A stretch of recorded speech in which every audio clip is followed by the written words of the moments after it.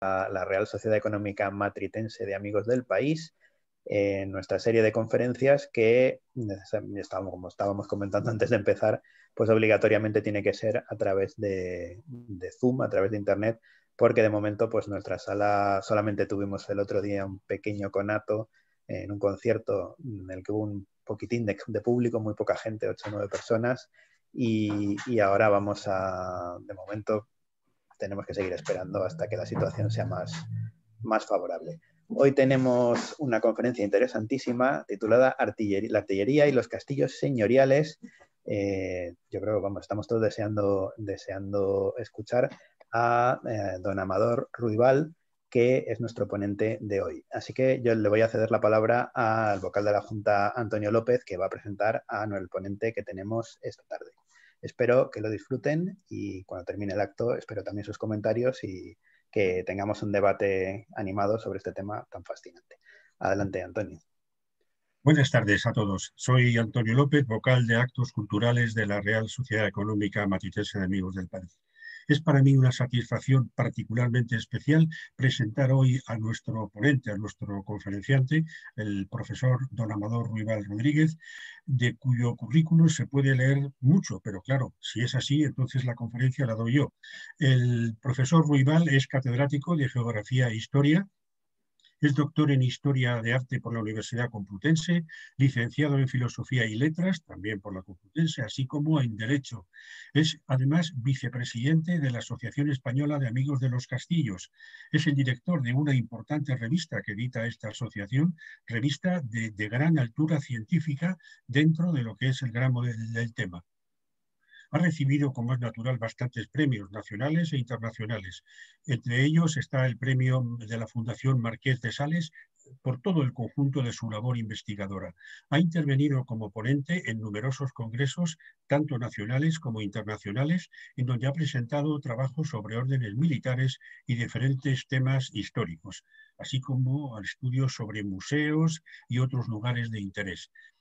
Se podría decir mucho más de lo que es el entorchado académico del profesor Ruibal, pero yo sí que quisiera, a nivel estrictamente personal, decir que, como antes he comentado, el profesor Ruibal es el vicepresidente de la Asociación Española de Amigos de los Castillos. Yo tengo el honor de pertenecer a esta asociación en calidad de socio protector.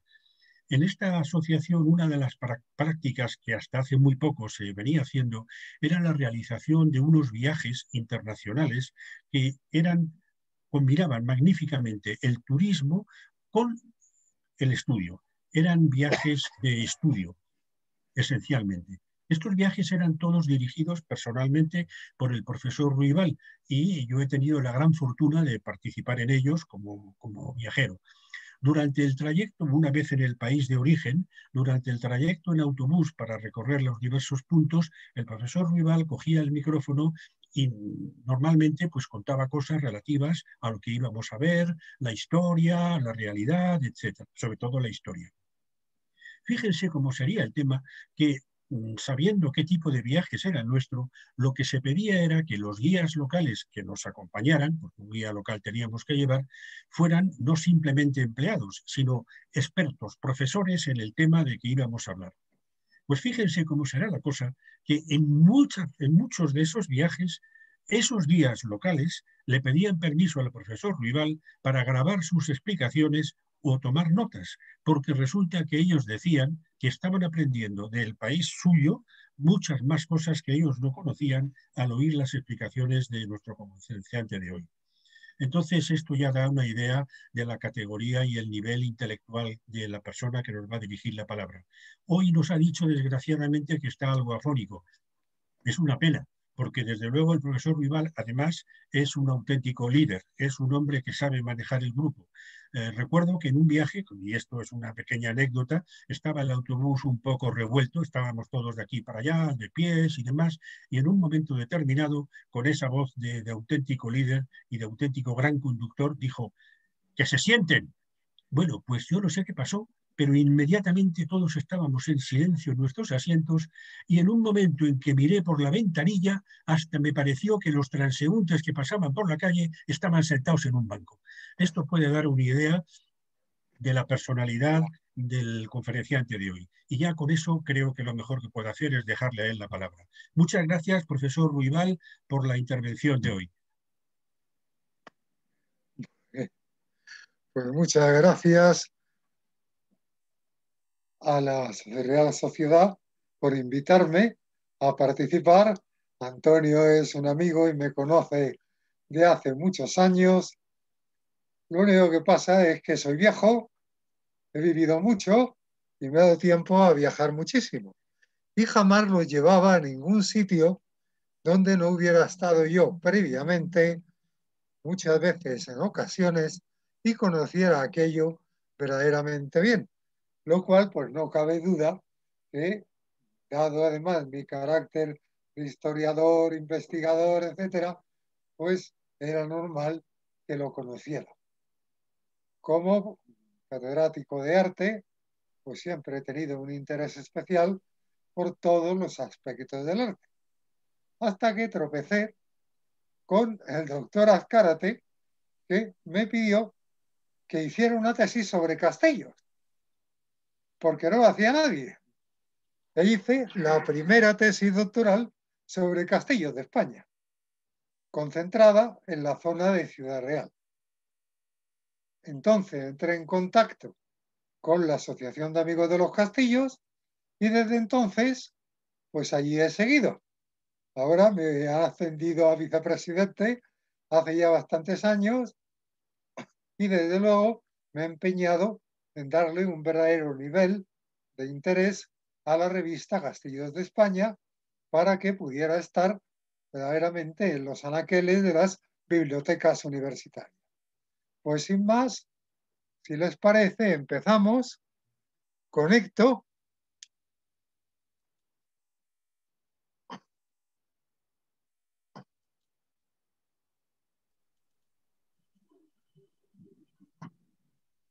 Aquí estamos. Lo único que me queda es preguntar si se ve el ratón. Sí, se ve el puntero. De acuerdo, el puntero. Muchas gracias. Bueno, pues esto que están viendo pretende indicarles en esencia de lo que les voy a hablar. En realidad,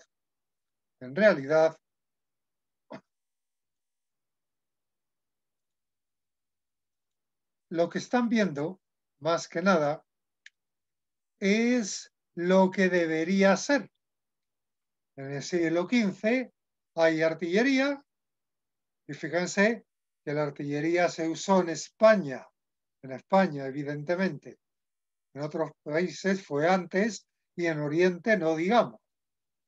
En 1324, por primera vez, fue importante en el año 1410 porque se logra derribar una torre con una de estas bombardas, que es esa pieza que está ahí, porque lo normal, perdón que no, ahora precisamente no cambia. Un momento, que voy a empezar otra vez y a coger la presentación de entrada. A ver ahora. No. Vaya, hombre. Ah, ya. De acuerdo. Porque lo normal es esto que están ustedes viendo aquí. Que se prefiriera la artillería neurobalística normal, siglos, vamos, desde la época romana. Fíjense arriba lo que era la artillería romana. La balista, el escorpión, el onagro y lo que son los medievales. La novedad la tenemos en el trabuco fundíbulo que empieza a aparecer en el siglo XIII y que en el XV alcanza verdaderamente un nivel de potencia extraordinario. Se llega a crear un fundíbulo que es capaz de lanzar piedras de 100 kilos de peso.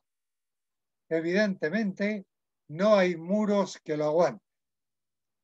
Bien, en el siglo XV existe ya una artillería de armas de fuego, es decir, pirobalística, en el lenguaje, digamos, específico.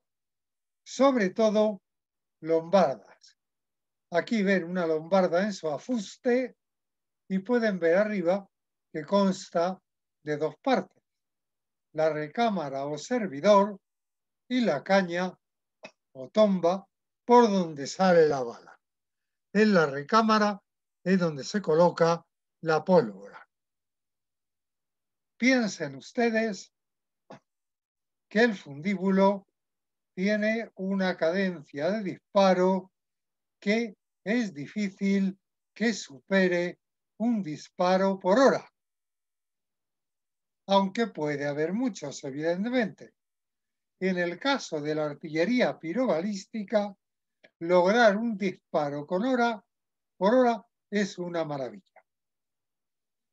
Ante todo este avance de las armas, a principios del siglo XV, en tiempos de Juan II, pueden ver cómo las fortalezas engrosan sus muros y sobre todo los levantan en altura. Y además colocan un antemuro o falsabraga delante y profundizan y ensanchan los muros. Porque la artillería ya se conocía en el siglo XIV. ¿Por qué decíamos que es difícil conseguir un disparo por hora? Piense, la lombarda o bombarda es la pieza de tiro más potente. Necesita no solo el afuste de madera que ven ahí, sino además ajustarla en altura, como todas estas armas. Y además, toda la parte posterior debe estar reforzada por el retroceso. Fíjense además cómo está atada la pieza. Esa pieza, una vez que se dispara, hay que desatarla, que separar la recámara del tubo, que limpiar el tubo, que limpiar la recámara, por supuesto esperar a que se enfríe, volver a cargar, aunque se puede tener una segunda recámara preparada, engarzarla, volverla a colocar, volverla a apuntar, volverla a atar, todo eso para poder estar en condiciones de disparar de nuevo. Y fíjense lo más importante, todas estas piezas en esta época disparan piedras, bolaños o bolas de piedra. Y cada una de estas armas necesita que las bolas estén preparadas para su calibre. No hay calibres establecidos, lo cual exige que cada pieza cuente con una serie de picadores que preparan las piezas justo para su tamaño, que hay que prepararlas. Si son un poco más pequeñas, ya no valen porque pierden fuerza, etc.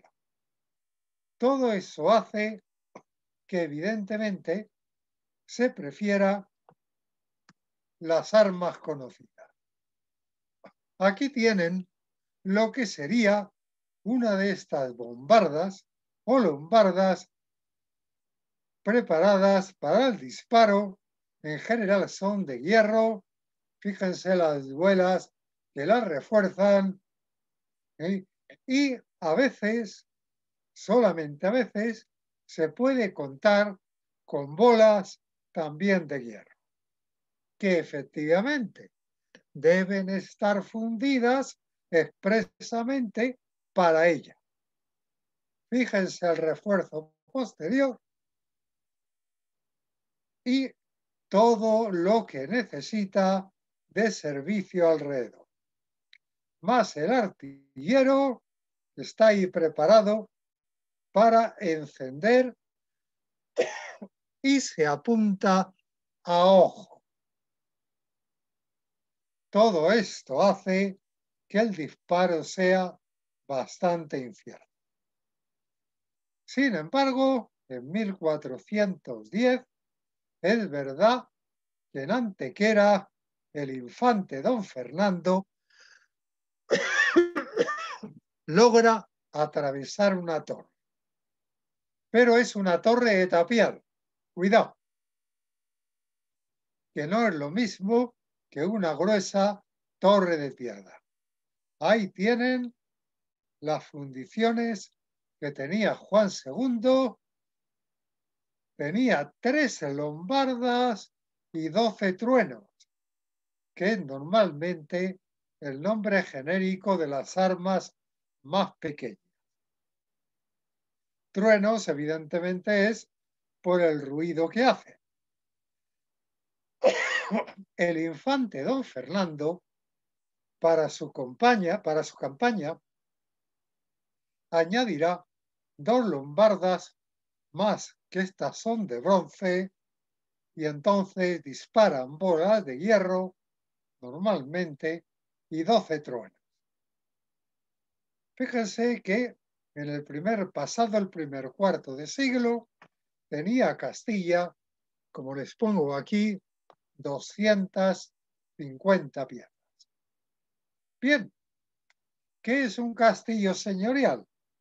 Pues evidentemente el de un señor.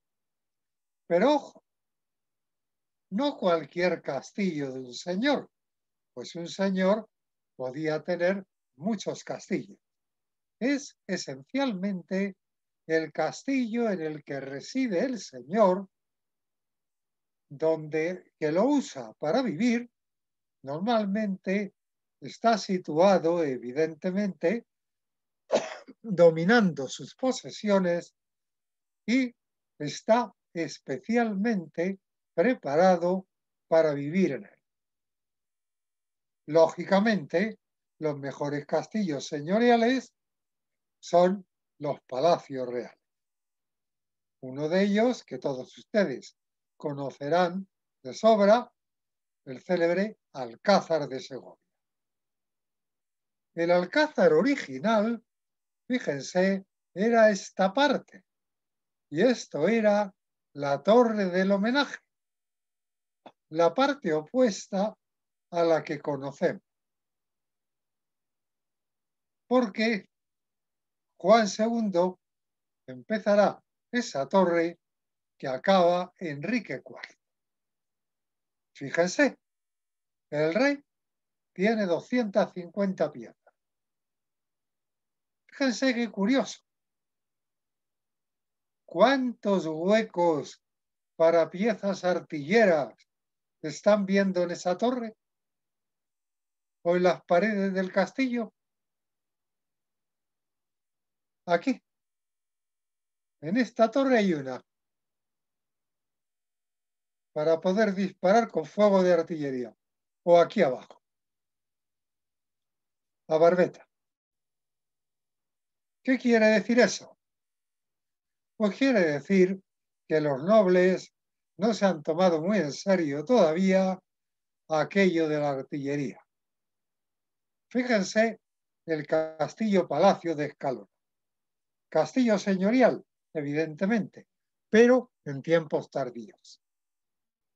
Fue sobre todo un gran castillo musulmán con su albacar, que ven aquí, luego castillo cristiano en esta parte, y finalmente, cuando Juan II lo dona a don Álvaro de Luna, hace el palacio, pero ya después en el siglo XV, que luego pasará a los Manuel,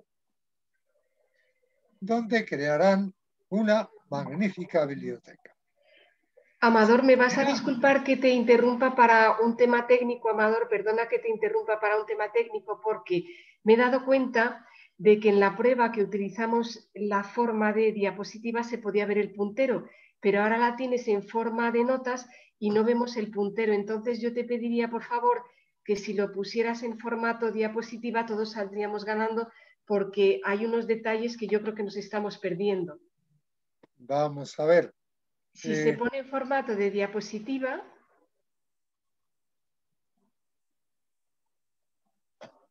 Un momento, que tengo que volver, entonces, porque aquí ahora no puedo.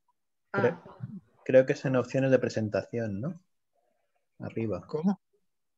Donde pone opciones de presentación arriba. Yo creo que debe ser ahí. No, es que no las veo. Pues yo mismo no las veo. Si quieres, deja de compartir un momentín y lo podrás manipular mucho mejor. Voy a ver si puedo.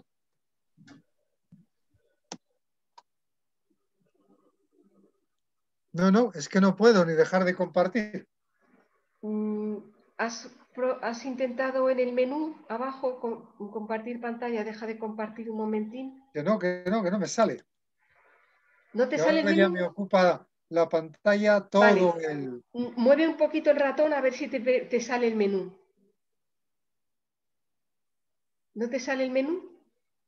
¿Lo ven? ¿Lo ven? El menú abajo no puedes ver compartir pantalla. No. No, vamos a ver. Pues dale a escape, dale a escape.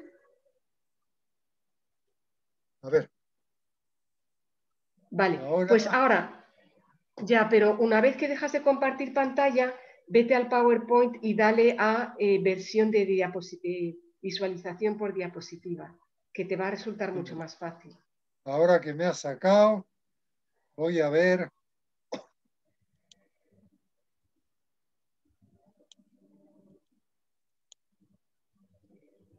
Qué pena, si antes lo habíamos hecho estupendamente. No.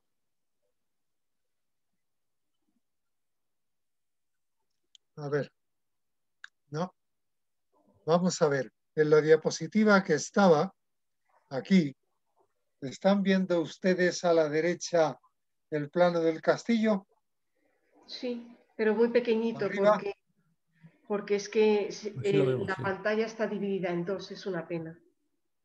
Ah, espere. A ver qué puedo hacer.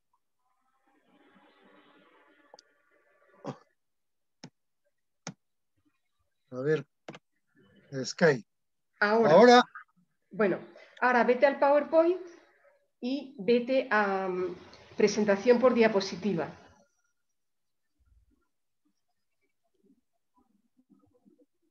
Ahora avanza al número que estabas, creo que era la 6 o la 7. ¿No están viendo las siguientes? Dale a avanzar. ¿Solo están viendo la principal? Nada más, sí. Ahora funciona. Sí. Fenomenal. ¿Ven el puntero? A ver, muévelo un poquito. No, antes lo vi perfectamente, pero ahora no sé qué ha pasado. Sigue avanzando diapositivas, pero ahora se ve muchísimo mejor. Se ve muy bien. Ah, pues estupendo. Vale, pues si quieres retomamos el número en el que estabas y perdón por la interrupción. No, hombre, al revés. Estamos para intentar que salga lo mejor posible. Mucho mejor así, yo creo. Mucho mejor así. Adelante. Muchas gracias. Entonces, en lugar del puntero, lo diré. En la parte de arriba a la derecha de la diapositiva está el plano. ¿Lo ven? Cierto. Sí, vale. Y pueden ver lo que era el castillo musulmán con la parte delantera que era el gran albacar. Luego el castillo cristiano se reduce a la parte de la izquierda y allí es donde don Álvaro de Luna levanta su castillo. Evidentemente, como todo castillo, tiene en su parte interior zonas muy lujosas.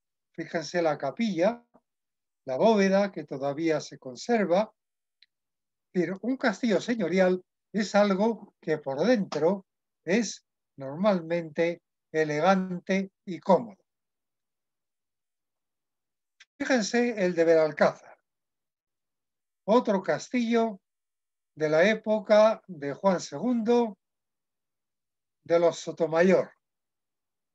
Este tiene la que se considera torre más alta de España. En realidad, el castillo es obra de diversas fases. En la parte de arriba a la izquierda tienen lo que era la planta de la antigua gaete, lo musulmán, el castillo musulmán, mucho más grande, mucho más amplio, y en el centro del cual van a levantar don Gutiérrez de Sotomayor y sus herederos el gran castillo. Debajo ven el castillo que se va a levantar en 1450 y delante de él ven los restos de una torre albarrana de lo que era el castillo de Gaete. Fíjense en la diapositiva de arriba en medio. La parte superior de la torre la añaden ya el hijo Alfonso de Sotomayor. Y su viuda termina por construir el castillo hasta que finalmente en la diapositiva grande se ve que se transforma en palacio en la parte de la izquierda por don Francisco de Zúñiga y Sotomayor, pero ya en el siglo XVI. Fíjense otra característica. No hay troneras, pese a que estamos a mitad de siglo. Será a partir de Enrique IV donde empiezan a aparecer las troneras. Esas troneras indican que el castillo está preparado para armas de fuego y los castillos van dando a las armas que pueden ver abajo a la derecha. Ahí tienen falconetes, bombardas y armas tardías ya con muñón para colocarlas en carro. Fíjense las troneras de los palacios, de los castillos señoriales.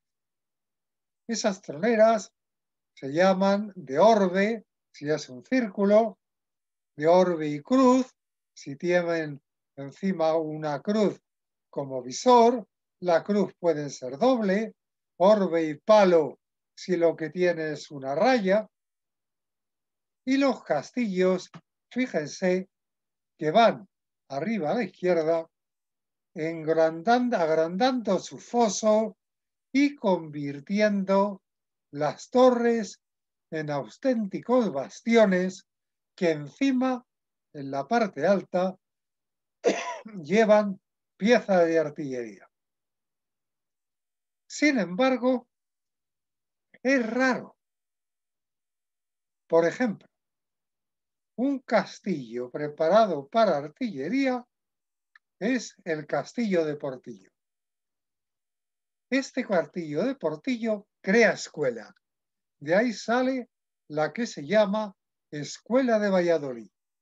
Porque en Valladolid y fuera de Valladolid hay un montón de castillos que siguen ese modelo. Una gran torre del homenaje y un recinto rectangular con torres más pequeñas angulares, rodeado normalmente de una falsa braga. Bien, el castillo de Enrique IV es la parte amarilla que ven en el dibujo de la derecha, alta. Es decir, lo que hizo fue transformarlo sobre todo en palacio, porque será Rodrigo Alonso Pimentel el que al recibirlo le añada la falsa braga que ven que lo rodea, preparada para artillería. ¿Por qué? Pues por las guerras civiles castellanas. Eso ya es en tiempos tardíos. Aquí tienen el castillo de Villafuerte, propiedad de la asociación, un castillo de la Escuela de Valladolid, muy semejante al otro y con su falsa braga. Pero en realidad, piensen que ninguno de estos castillos, salvo el original, puede aguantar un ataque de artillería. Sus muros no son lo suficientemente gruesos, ni siquiera su barrera, aunque pueda llevar una pequeña pieza de artillería en sus torres esquineras. Quiere decir que los nobles siguen todavía a mediados del siglo XV sin tomarse en serio la artillería. Un castillo señorial magnífico con una de las grandes torres españolas de 31 metros de altura, gran grosor y anchura, como pueden ver, es la torre del Castillo de Feria. El Castillo de Feria está en alto, como pueden apreciar, domina todo el señorío y pueden ver los detalles decorativos de las ventanas y de la puerta de entrada. Fíjense qué lujo. Tiene hasta letrinas en las habitaciones señoriales. Bueno, pues no hay troneras. No está preparado para armas de fuego. O el célebre castillo de Barciense, cuyo alta torre del homenaje muestra el magnífico escudo de los Tenorio como representación y símbolo de poder y dominio sobre el señorío. Bueno, pues será en el siglo XVI cuando reciba lo que ven en la diapositiva de abajo a la derecha. La barbacana artillada. El castillo no está preparado para artillería. Sin embargo, en la época de los Reyes Católicos, vamos al cuarto final de siglo, la artillería avanza a pasos agigantados, especialmente gracias a don Fernando, que se trae un cuerpo de artilleros especializados de Aragón, acostumbrados a luchar con Francia, que tiene una magnífica artillería y le da un impulso al cuerpo de artilleros. Fíjense el cañón con la leyenda en la zona del centro. Quien a mi rey no obedeciera, de mí se guardará. Castillo, cañón hecho y decorado expresamente para el rey católico. Un cañón de bronce que dispara bolas de hierro de gran potencia. Piezas de la época. Arriba a la derecha pueden ver un mortero. El mortero es pieza única. Fíjense que abajo tiene el saliente de la recámara, pero que no se quita, que está unido.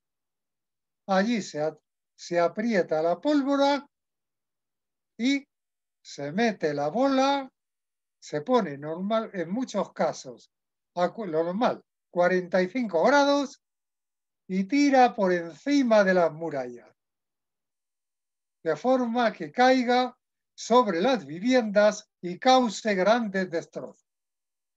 También puede caer encima de la techumbre de una torre y llegar a hundir la techumbre.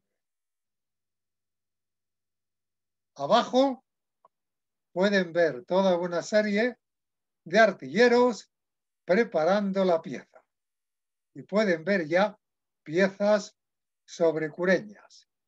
Fíjense un trueno de mano. El dibujo pequeño.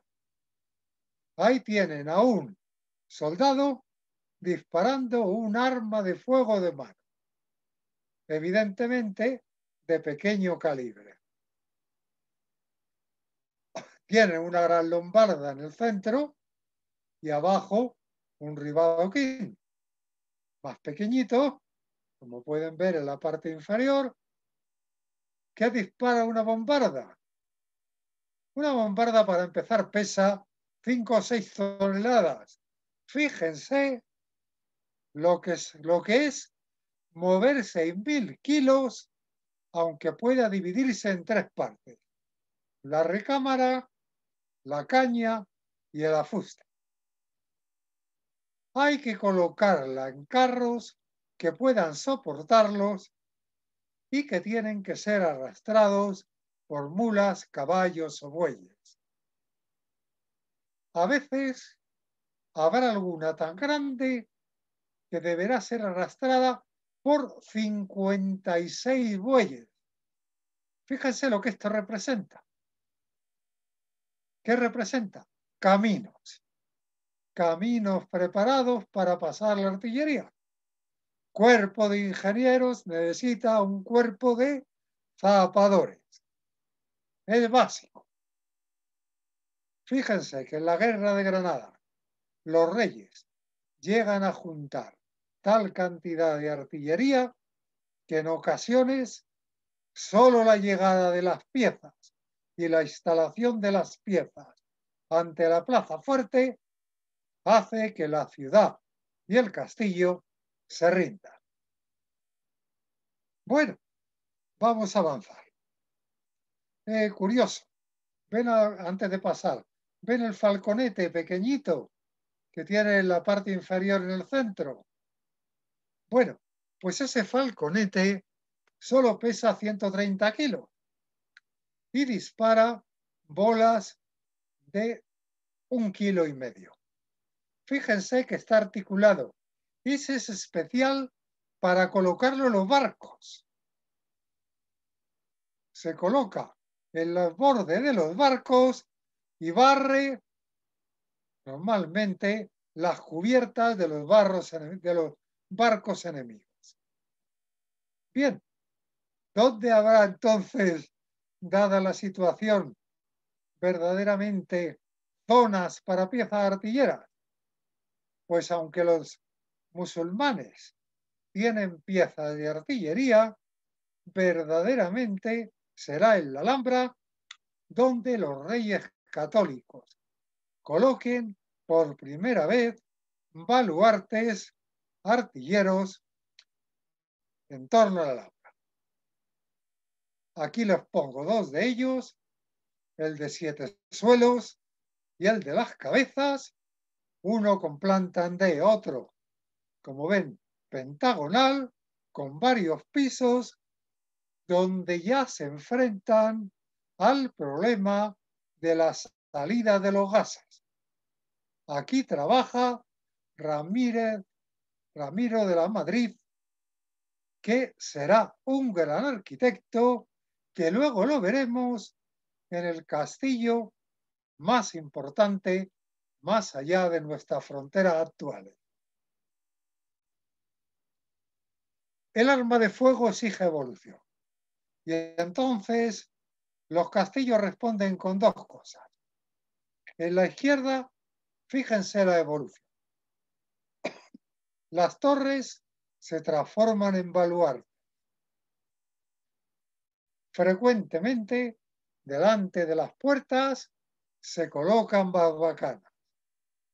Los fosos se hacen más grandes y las murallas se preparan con cañoneras, troneras, es decir, piezas para disparar artillería a través de ella. Pero ojo, ahí les pongo 4 cosas de adaptación pirobalística. Pero ojo, a la larga se descubre que las troneras, las piezas para disparar, adelgazan los muros. Y finalmente se lleva la artillería a la parte alta, como pueden ver en la parte de la derecha en los baluartes. Además, desaparecen las almenas y se sustituyen por merlones, es decir, las piezas de piedra entre las que se encajan los cañones.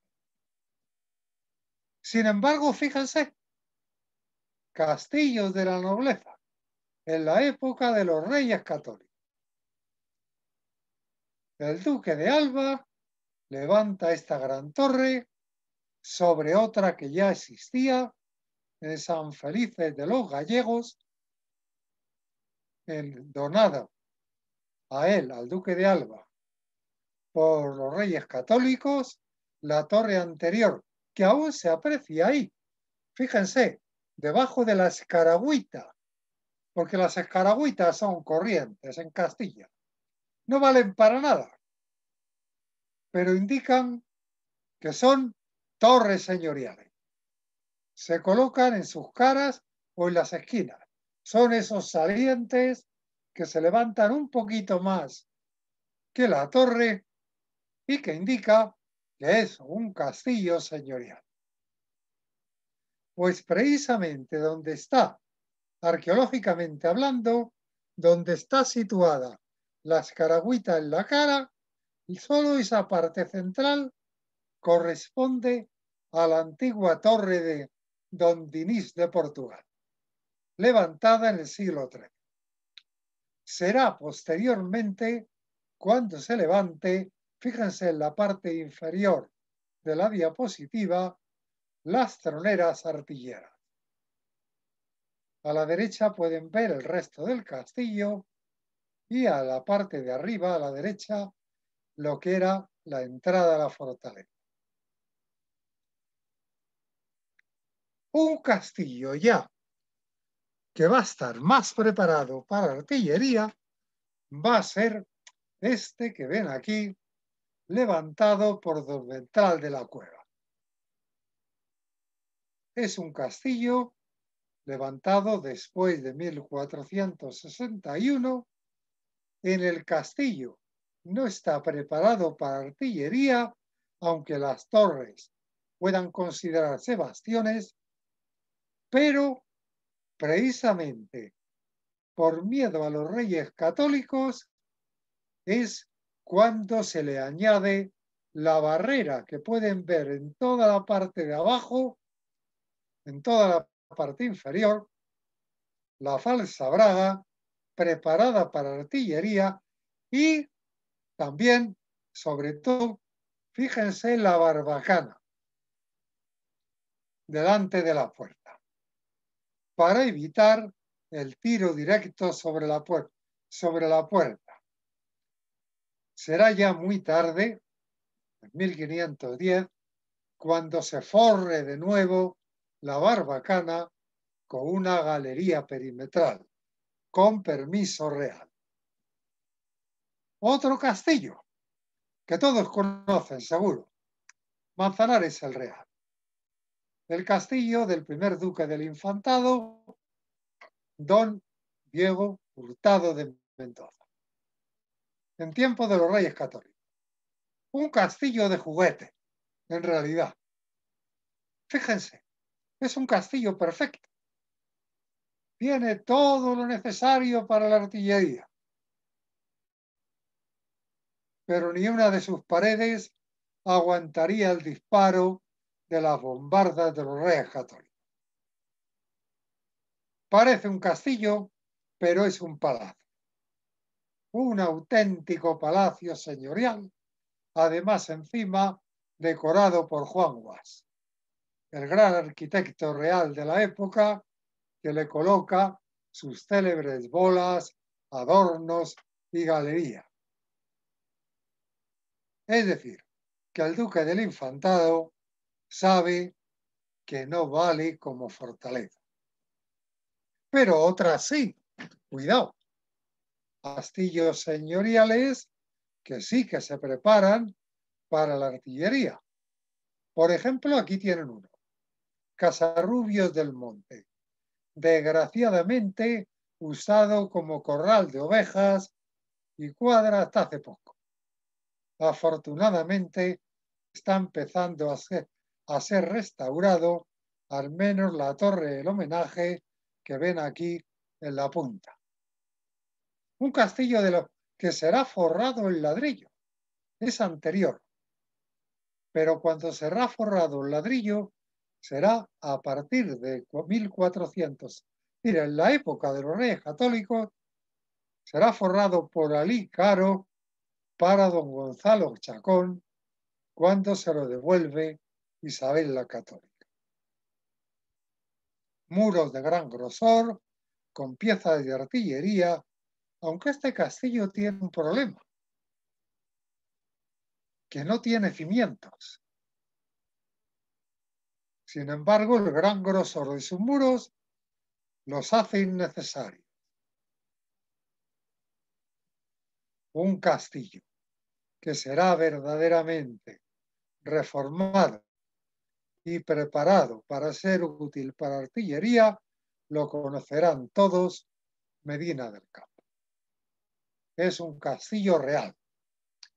Y los reyes católicos, fíjense en el foso, fíjense cómo construyen un talud, castillo abaluartado, previsto de varios niveles de artillería. Fíjense que está preparado, como pueden ver en el dibujo del ayuntamiento. Esto lo estudiará y se limpiará muy modernamente por precisamente Fernando Cobos, nuestro actual presidente de Valladolid, uno de los grandes arquitectos especializados en castillos, y el foso fue limpiado por primera vez por nuestro anterior presidente de Valladolid, Javier Bernard.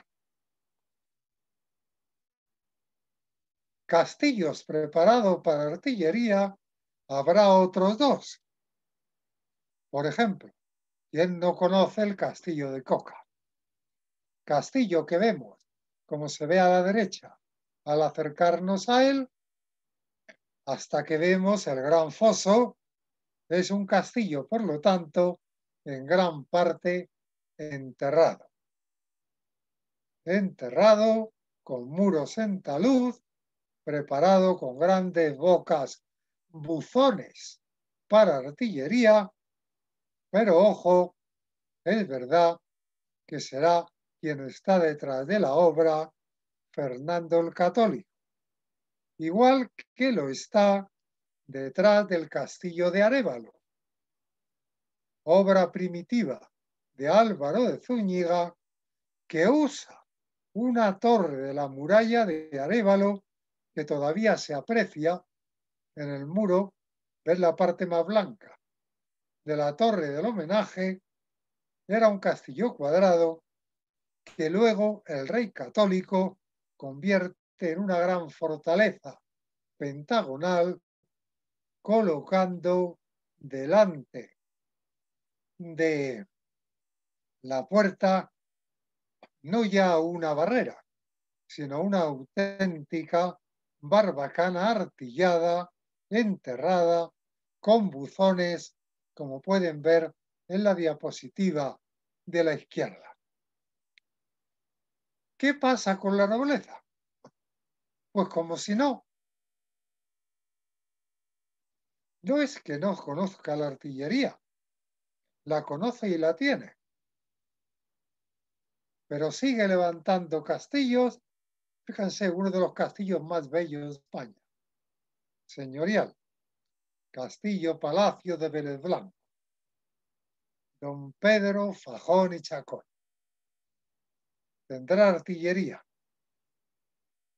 Y como pueden ver en la parte de la diapositiva de la izquierda, tiene una parte preparada para artillería, pero el resto no.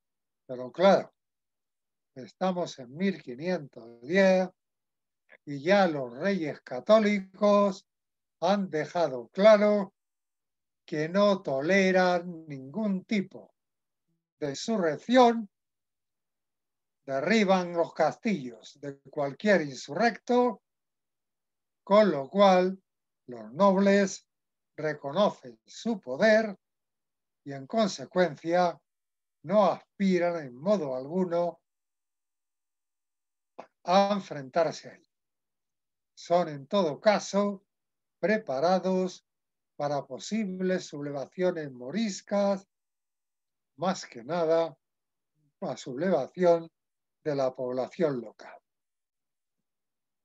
Fíjense la magnífica decoración de frisos de madera de César y Hércules que fueron vendidos por el duque de Macedonia en 1903 a Estados Unidos, claro.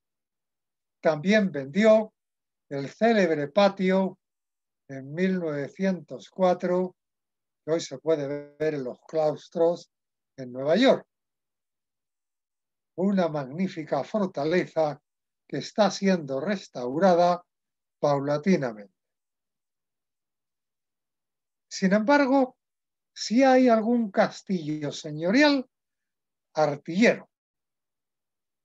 Y este se levantó sin permiso real. Lo levanta el arquitecto Lorenzo de Adonza por orden de Hernando de la Vega, presidente del Consejo de Órdenes Militares.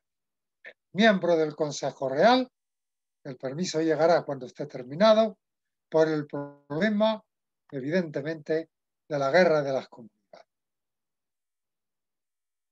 Un castillo, como ven, con baluartes redondos todavía en sus esquinas, artillados. Desgraciadamente han colocado el cubo de basura oportunamente el ayuntamiento delante del hueco artillero. Eso es frecuente, desgraciadamente. Detalle de esos, que tuvo una torre del homenaje donde ven en la parte de arriba las escaraguaitas, que apenas que fue destruida. Y una cosa curiosa, el castillo es macizo hasta el cinto que ven.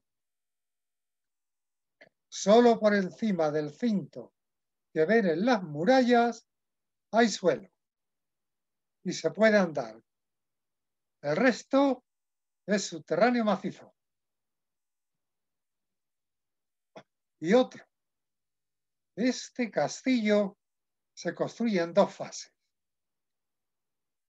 La primera parte se construye en tiempos de los Reyes Católicos. El castillo central de 1460-80 y es un castillo señorial, pero luego posteriormente se construye ya en la última fase del rey católico y luego ya después en tiempos de Carlos I, que le concede a su constructor el título de Duque de Fry, el magnífico castillo artillero de Berlanca de Duero. Fíjense los 5 metros de grosor del muro de piedra. Y la artillería esencialmente en lo alto de los muros, como pueden apreciar. Fíjense esto curioso que les pongo y que no me gusta, pero se lo voy a leer, porque este es el tren francés de artillería de Carlos VIII que llevó a Italia contra España y que usará para combatir el castillo que construirá Ramiro López más allá de las fronteras, en Perpiñán, el castillo de Salsa. 8 lombardas, 3 metros 30 centímetros de longitud, 4.600 kilos de peso, dispara pelotas de hierro de 40 centímetros de diámetro, quiere decir, ojo, que es de bronce y penetra muros, llega hasta 9 kilómetros y penetra muros de 6,5 a 8 metros. Bueno, no llega tanto, no es el máximo. El efectivo es menos. Pongamos 4 kilómetros y los muros sí puede penetrar los muros que hemos visto de Berlanga. Pero eso no quiere decir que los destruya un solo disparo.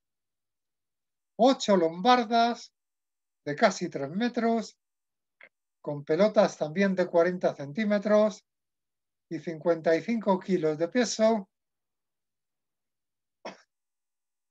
perdón, que llegan hasta penetrar 5 metros de muro. Un poco menos, 24 cañones de 200 centímetros que disparan bolas de hierro de 20 centímetros, peso inferior, van en carro. Los anteriores pueden disparar hasta 12 veces al día. Eso es rarísimo y sería alguna pieza excepcional porque supone un disparo a la hora. Aunque las de bronce, cuidado, ya son piezas fundidas, por lo tanto no hay que desmontarlas ni atarlas, solo hay que limpiarlas, que se enfríen. Recuerdan que modernamente en la guerra civil nuestros soldados, los morteros, y en la guerra mundial los terminaban enfriando, orinando, porque no había agua. Pues fíjense para enfriar semejantes piezas y que estén en condiciones de tiro. Bueno, y 41, bueno. El resto es que fíjense la potencia del tren artillero que va a enfrentar al castillo de la derecha, que es el castillo que levanta Ramiro López en época del rey católico, a finales del siglo V. Visto desde fuera, sería como ver en el centro. No sobresaldría demasiado en el suelo, pero ese es el segundo castillo. El primero sobresalía un poco más, especialmente la torre del homenaje. Y fíjense, en cambio, cómo es por dentro. A la izquierda, a la altura que tiene, por lo tanto, lo excavado que está en el suelo. Pues el castillo aguantó y los defensores españoles aguantaron. El castillo perdió todo lo que estaba por encima de la cintura, es decir, del cinto, que divide las paredes exteriores. Pero cuando los franceses intentaron el asalto desde las partes y penetraron en el foso desde las partes inferiores y de las caponeras que había en el suelo, los españoles los barrieron y no pudieron tomarlo. 100 días de asedio. Ahí lo tienen. Durero decía que era el mejor castillo existente en su época. Ramiro López estaba dentro en el asedio, porque no lo había terminado, y lo pudo reconstruir con lo que aprendió por el asedio. Pero Carlos V, pueden ver que lo mejora después con Tadino, con Benedetto de Rávena, con Pizarro, es decir, con lo mejor, los mejores ingenieros que había en la España de la época. Y sigue la mejora en 1552 con Calvi y otros que además tienen que restaurarlo por ataques franceses. Además, es un castillo bellísimo. Se ve desde la autopista de Perpiñán y desde allí hay una parada expresa para salir a visitarlo. Si se fijan al acercarse, poco sobresale del suelo. Fíjense todo lo que hay por debajo del cinto, que pueden ver marcado el lomo. Y pueden ver abajo las caponeras que unían los baluartes avanzados con el castillo principal. Esas caponeras estaban preparadas también con artillería. Ligera, claro, porque era para barrer los peones del suelo. Claro, la artillería a principios del siglo XVI ya existen piezas de avancarga, ya queda mucho más sofisticado, pero fíjense en uno de los problemas de los reyes católicos. Decíamos que cada pieza se necesita la bola o la pelota específica para él. En tiempos de los reyes católicos había más de 160 calibres. Fíjense lo que eso representa.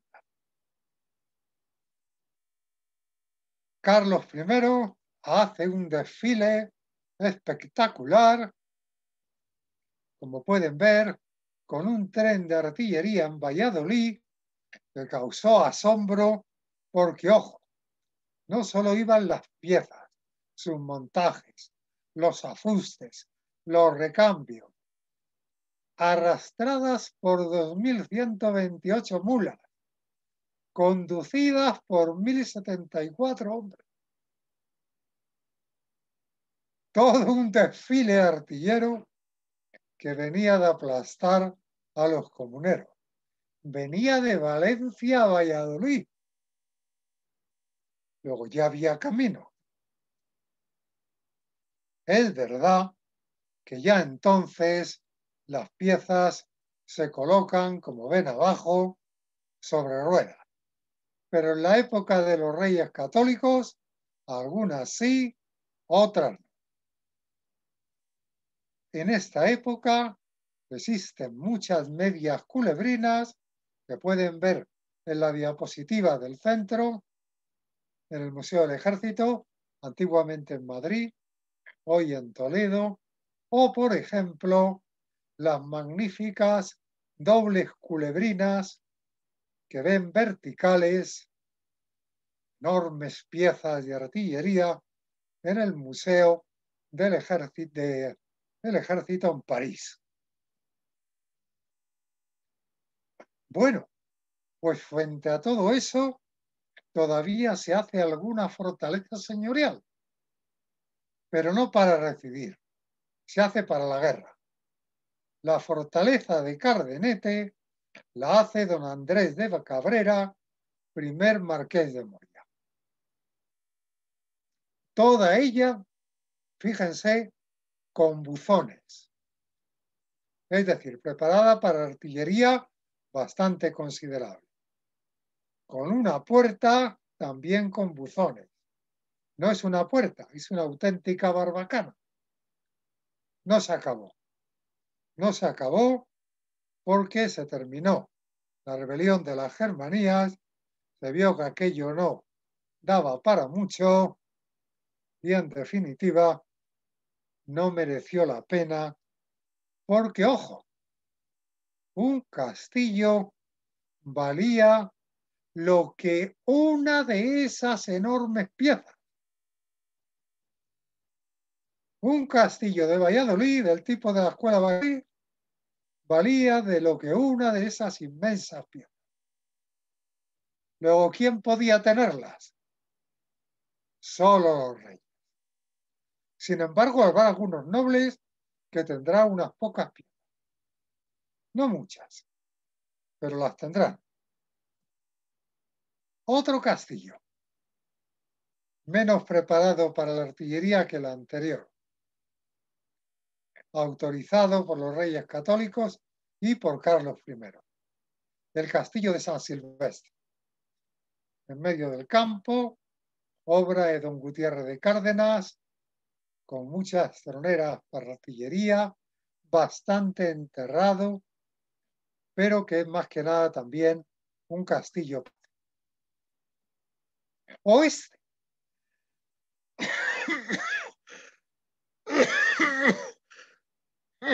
Perdonen.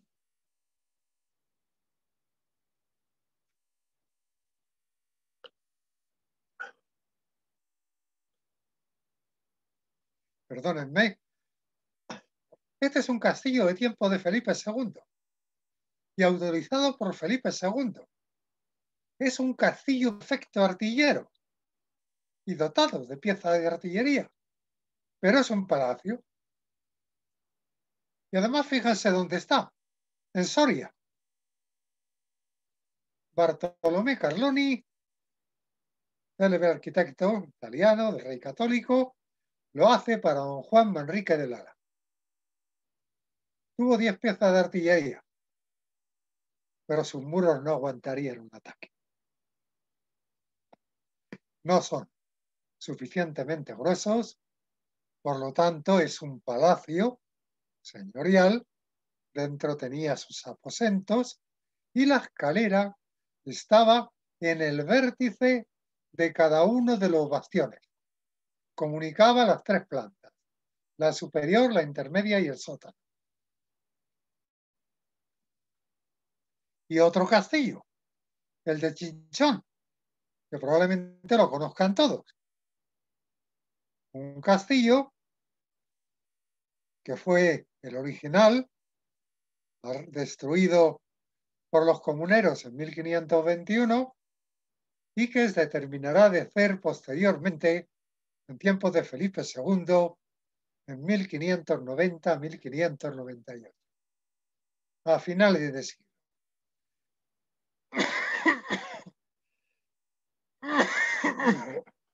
Es un auténtico castillo artillero, con su enorme foso, como pueden ver, sus taludes, y como pueden apreciar, toda la parte de arriba estaba preparada para artillería y tuvo piezas artilleras. Subterráneos, fíjense, sin embargo, la diapositiva, perdón, la parte inferior de la foto izquierda. Esa es una reconstrucción de cómo era. Era un castillo, pero un auténtico palacio, y delante unos magníficos jardines. ¡Ojo! Bajo esos jardines había caballerizas para más de 100 caballos. Es el último castillo señorial, el último gran castillo del siglo XVI, lo hace Tiburcio Spanocchi para Felipe II, la ciudadela de Jaca. Ya no es un castillo medieval, ya es una auténtica ciudadela como las que se están construyendo en Flandes, en Italia y en algunas partes de España. Pamplona, por ejemplo. Otro magnífico ejemplo. Quiere esto decir, sencillamente, que el castillo medieval ha desaparecido. Muchas gracias.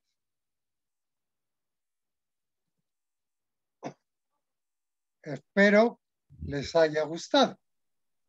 Un aplauso. Y nos ha gustado mucho. Sí, muchas gracias. Bueno, Muchísimas gracias, profesor Ruibal. Y vamos adelante con el turno de preguntas. Le voy a pedir a Amador si por favor puede dejar de compartir para que todos podamos vernos mucho mejor. Gracias. voy a Compartir la intentar. pantalla.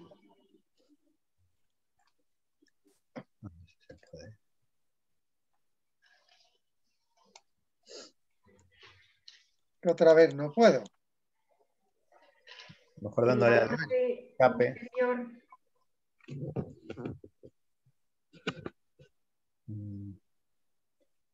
Voy otra vez a... Bueno, entrar estoy dentro, pero Quizá dándole al escape, Y a tal vez. Pablo Slel, magnífico. le doy a... Lo he dicho, Es muy que no veo salir. A la tecla de escape en el teclado, tal vez. No, no, hay que ir al Mira, menú de la Ángel parte Pachi. inferior, compartir Ángel Pachi. pantalla. Hay que dejar de compartir pantalla. Ya, pero Miguel Sánchez, a ver, una no conferencia veo. preciosa, muy interesante, el mundo de los castillos. Enhorabuena. Gracias, Nieves. Nieves Sánchez. No veo dónde. No he hecho la presentación. Desde aquí no podemos cortarlo, ¿verdad, Silvia? No, él tiene que dejar de compartir pantalla. ¿Qué más quisiera yo? Normalmente aparece en el menú inferior. Moviendo el ratón por la parte de abajo de la pantalla debería aparecer. Sí, pero como he salido de la presentación, no hay nada. No, pero es Y no logro en lo que es la aumentar pantalla, el tamaño. pinchando en la pantalla en la que se nos ve a nosotros, habría que ampliarla probablemente y ahí debería aparecer el menú. ¿No? Pero la puedo mover de un lado a otro. Pinchando varias veces dentro, tal vez. Pero un O momento, dale, como dice Manuel, dale al escape y a ver si te aparece al el menú. escape. Lo importante es que te aparezca el menú en la parte inferior. Aquí le doy, pero nada. Bueno, pues pincha un poco en el centro de la pantalla a ver si te sale el menú. No, es que creo que debe tener minimizada la... Soy el presidente. Dale chat. Sí, el chat, a mano derecha, compartir pantalla. En el menú de abajo. Anclaje. ¿No? Bueno, pues Bueno, nos quizá quedamos con lo hacemos. el paisaje nevado. Bueno, pues... Soy capaz de pasar de unos a otros, pero no. Bueno, lo dejamos así. Vamos a ver, no sé si hay preguntas. Por aquí no veo... ¿Alguien tiene alguna pregunta? Yo creo que directamente que se lance, porque como no podemos ver bien quién es el que... Pues yo, mientras que los demás se van pensando, a mí me gustaría preguntarte, si no te importa, porque me he perdido un poco, cuando hablas, a lo mejor es que no es tan importante en el tema defensivo, pero cuando hablas de la barbacana delante de la puerta, y leo literalmente, se forra con una galería perimetral. Entonces, a nivel defensivo, ¿por qué este tipo de detalles que has comentado entiendo que mejoran la defensa de la puerta de un castillo? O si nos podías detallar un poquito más. Bueno, una barbacana, perdón, los demás me parece que no pueden hablar porque no tienen concedida la voz. Ya, pero ellos pueden activar el audio en el menú, lo pueden hacer. Bueno, pues la barbacana es una defensa barzal. Si la defensa se pone delante del foso y está artillada, ya impide llegar a la barrera. La barrera está detrás del foso. Entonces, detrás de la barbacana, por fin,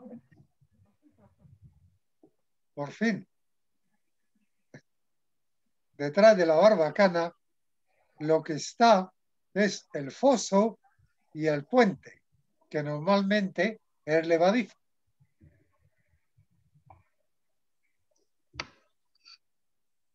¿Le he respondido? Sí, muchas gracias.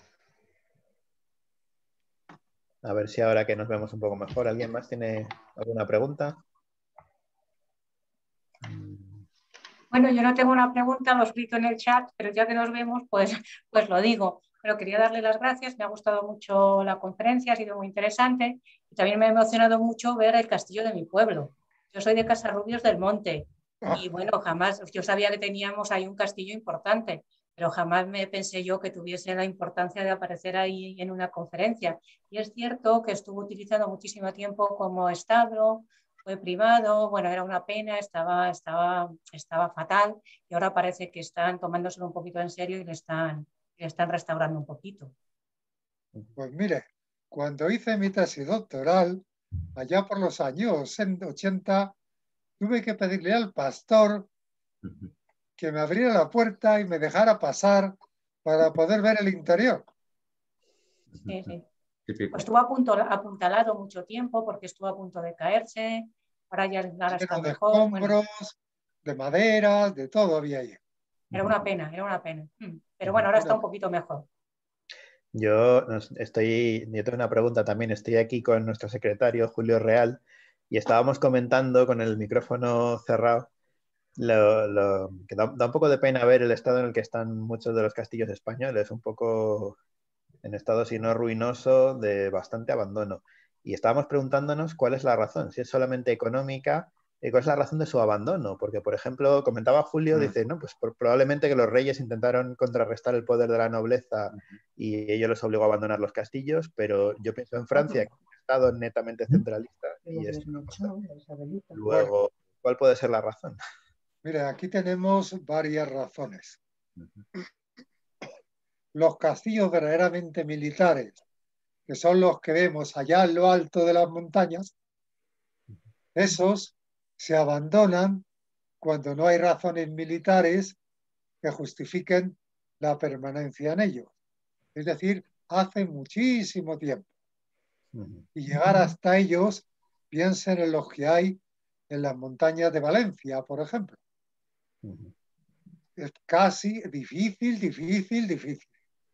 Entonces, restaurar eso es imposible, es una ruina. Los reyes católicos destruyeron muchos castillos de nobles levantiscos, pero ojo, permitieron construir tantos como destruyeron. Lo que pasa que eso sí, en la guerra de Granada se arrasarán muchísimas construcciones musulmanas. Por ejemplo, una cosa curiosa es, ¿por qué en Andalucía casi no hay torres de alquería? No es que haya muchas en Levante, pero en Valencia hay varias, que probablemente muchos de ustedes las conozcan. Son las torres del campo.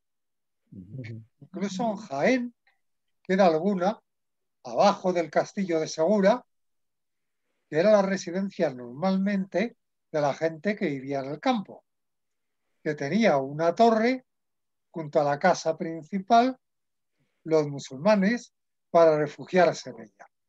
Casi todas eran de adobe, evidentemente. Claro, con el paso de los ejércitos cristianos, no se va a dejar una guarnición en cada torre. Había cientos y cientos.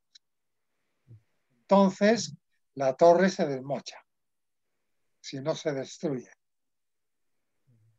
Y luego, cuando se va marchando esa población a África, la repoblación es dificilísima. Y los cristianos normalmente no quieren vivir en esas ruinas.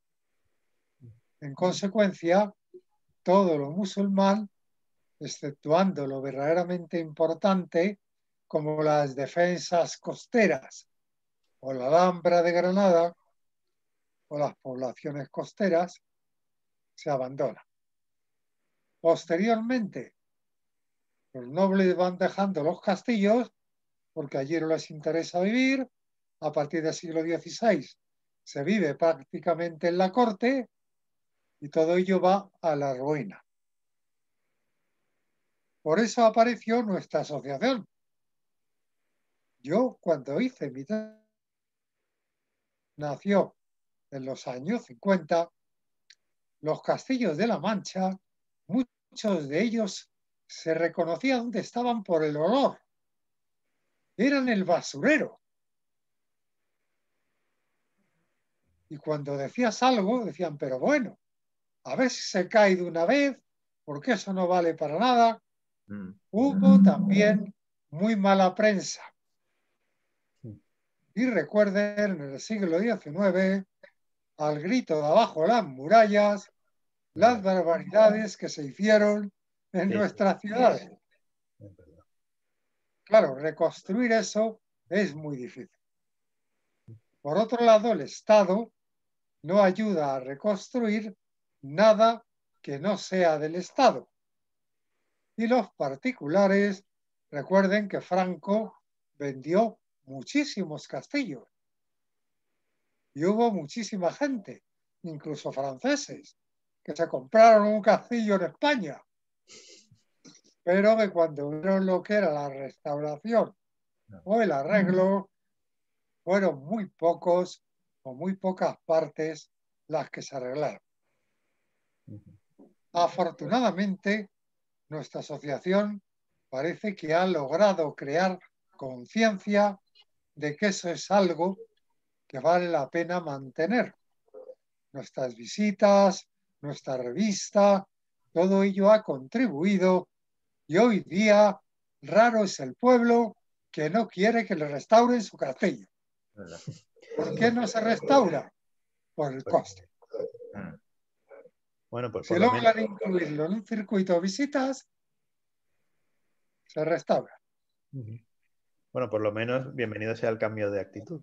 Algo es algo. Hombre, claro. Nosotros Sí. hemos restaurado el nuestro. Muy bien. Bueno, pues no sé si alguien más tiene algún comentario, pregunta. Julio, ¿tienes? Don Amador, buenas tardes. Ante todo, dale la enhorabuena por la magnífica exposición que ha realizado, que ha resultado muy ilustrativa, tanto de la descripción de la evolución de la artillería como de la consecuente evolución de los sistemas defensivos fortificados. Yo soy madrileño, pero tengo raíces calatraveñas de la provincia de Ciudad Real. Y siempre me he preguntado que, bueno, los castillos señoriales en mayor o menor medida fueron abandonados entre los siglos XV y XVII.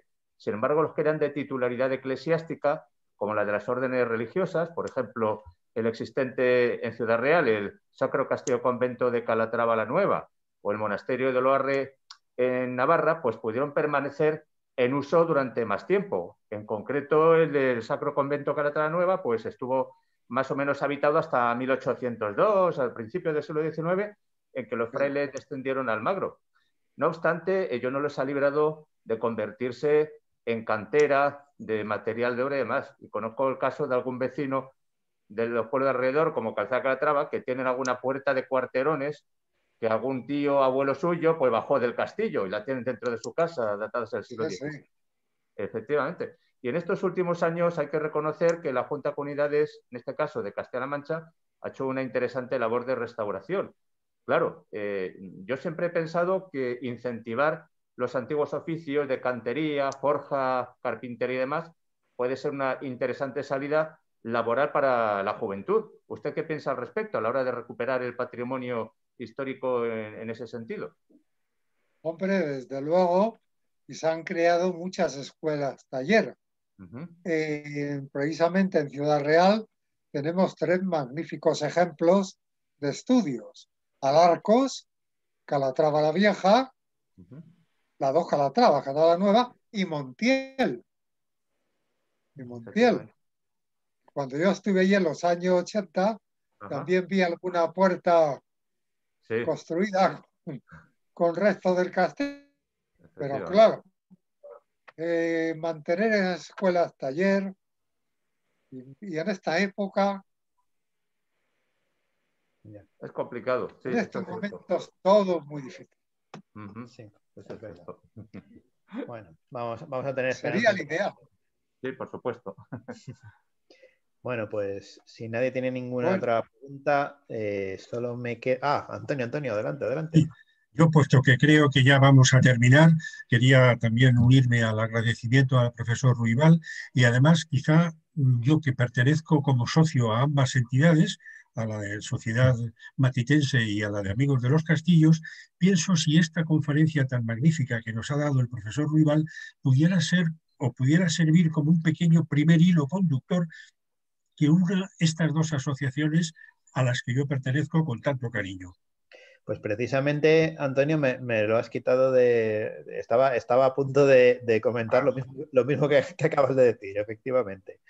Yo, desde luego, también para terminar, también y secundando a Antonio, quiero agradecerle en nombre de la Real Sociedad Económica Matritense de Amigos del País al profesor Ruibal esta magnífica conferencia, que la verdad que la hemos disfrutado enormemente. Yo he aprendido bastantes cosas, la verdad que no sabía, y bueno, espero efectivamente que podamos ahondar en la relación entre las dos sociedades y quizá podamos hacer algún hermanamiento, convenio o algo para colaborar en el futuro, porque efectivamente conservar los castillos españoles creo que es labor de todos y interesa a todos. Y a todos los que nos interesa la cultura y la historia debemos colaborar en ello. Y para eso estamos. Siguiendo nuestro lema socorre, enseñando, hay que socorrer a los castillos. ¿Qué menos?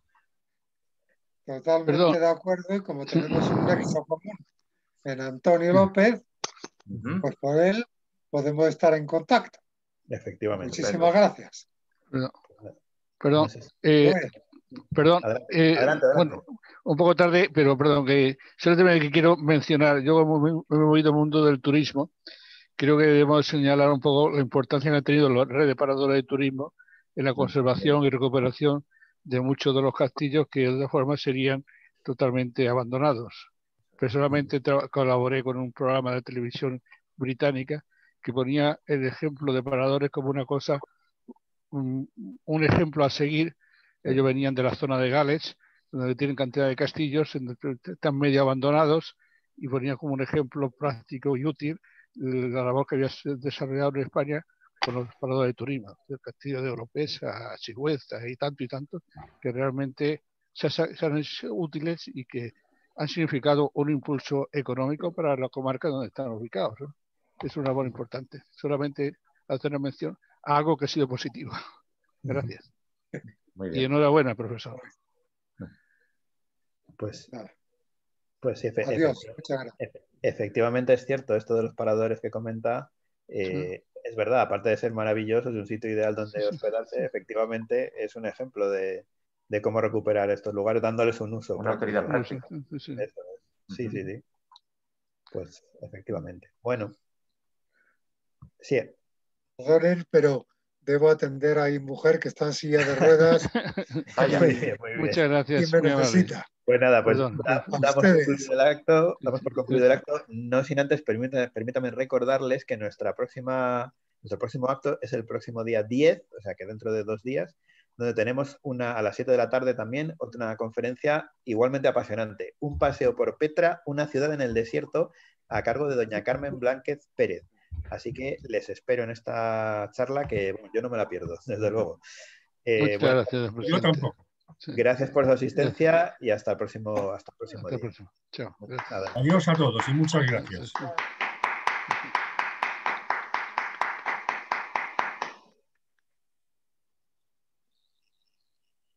Bueno, cortamos el vídeo ya, ¿no?